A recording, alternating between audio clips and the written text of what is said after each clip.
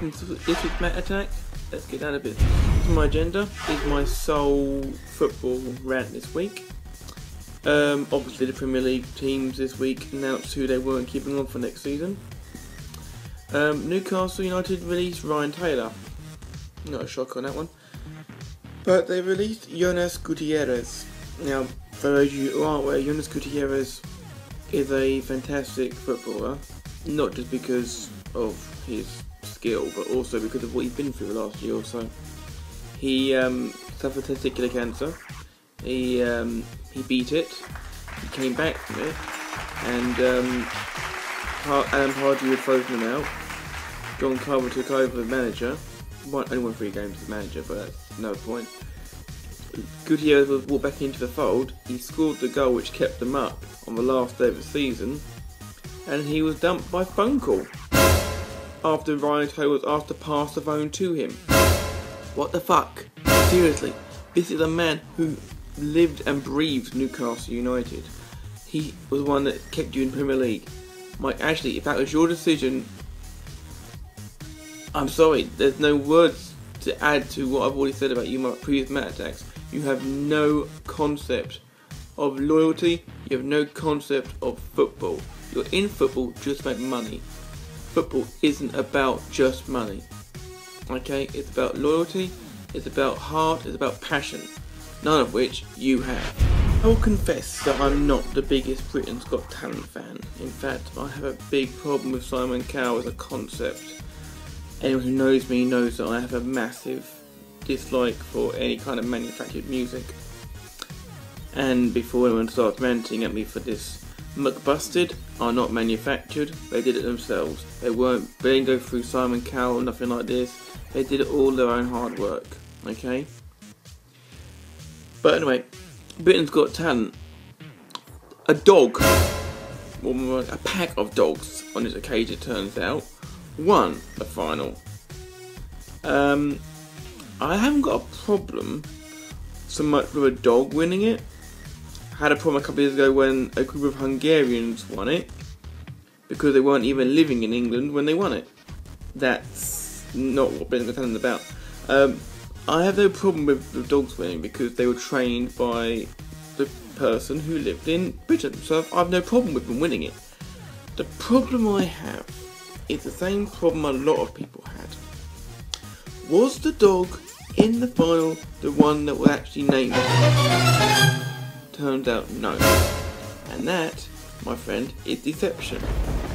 If you actually had said, we've got 2 dogs in this because one of them is scared of heights, which is what apparently is the case, fine. But that's not what you said. Is it any wonder the backlash is about 50-50 down the middle on this one? Personally, I'm in a camp of couldn't really give a damn. But I can see some people who, just to this side, who are thinking, yeah, I spent money voting for these people, and if I had spent money voting for the dog in question, I wanted to make sure it's the right dog. So, maybe a little bit more, what's what I'm looking for here? Transparency, that's what I'm looking for. Transparency is a great word for it. Is required. Right, I'm going to rant on Formula 1. I'm actually going to rant on Formula 1. I'm not just going to have a talk about it, I'm actually going to rant about it. The Canadian Grand Prix was terrible. As much as it pains me to say this, the Canadian Grand Prix could be summed up with 3 words: lift and coast. 3 words which no Formula 1 fan ever wants to hear. Lifting and coasting because they don't want to worry about fuel loss. I'm all about exciting racing. I've always been a fan of exciting races. The whole reason why the tyres are designed to wear out faster than normal is because of what happened in Canada many years ago when the tyres just couldn't cope. That was where it all stemmed from. They thought this exciting racing would do it artificially, and it can't, it works. However, this year when they said they'd bring the fueling back in 2017, I was all for it. and it turned out not everything was for it because of costs and so on and so forth. I'm pretty sure we can find a common ground here. Refueling is important to bring back excitement. Otherwise, you're not going to have strategy changes on the fly. You can't do as much with tyres. This is not possible. But at the risk of boring you all with Formula 1 speak, because I could go into real technical stuff for this, but it's not the place for it. Basically, I'm saying to everyone involved in Formula 1 at top level, fucking sort it out, or with people going to be turning off. I haven't seen this, but it was brought to my attention on the BBC website the other day. Alistair McGowan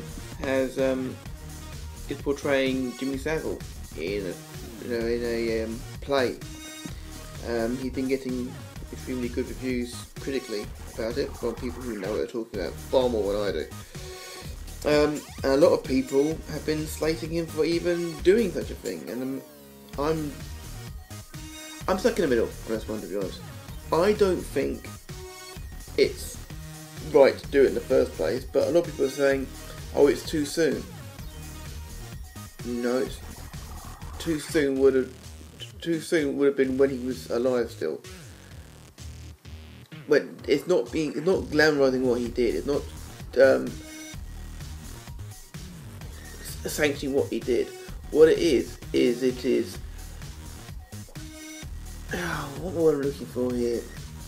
It is accepting and acknowledging that he did it, and that although we can't bring in the justice now, at least maybe what happened there can stop anyone else from being sexually abused and assaulted. It's not something anyone should ever have to go through. So people who are criticising for Alistair McGowan for doing it, to him it's a job. That's what it is. I mean, he's well known for being an impressionist, and he's probably playing the part very, very well. I haven't seen it, so I can't pass my own comment, but so without having seen it, I'm not going to rant against him, but I am going to rant against people who haven't seen it either and are ranting against him. If you're not going to watch it, you can't pass opinion. That's my opinion. To close this week, I've something that was brought to my attention on the Jason Manford Facebook page about the ALS Ice Bucket Challenge from last year. Obviously raised a lot of awareness for ALS and other charities as well, who also jumped on the bandwagon, but ALS was the main one it started for.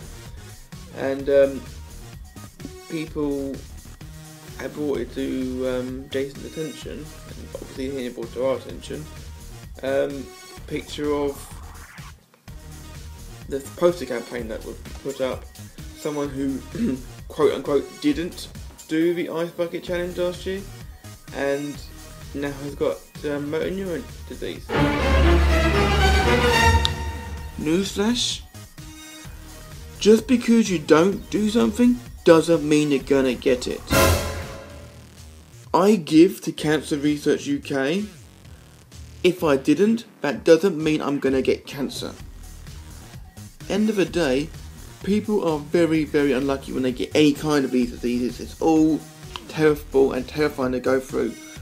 I hope I never have to go through such a thing. I hope none of my family have to go through anything like that either. So, as far as I'm concerned, whoever put that poster campaign together, you can go screw yourselves. And whoever signed off on it, what the fuck were you thinking? Seriously! For the Matt Attack this week, as usual, like, subscribe, favourite, comment, hashtag Matt Attack this.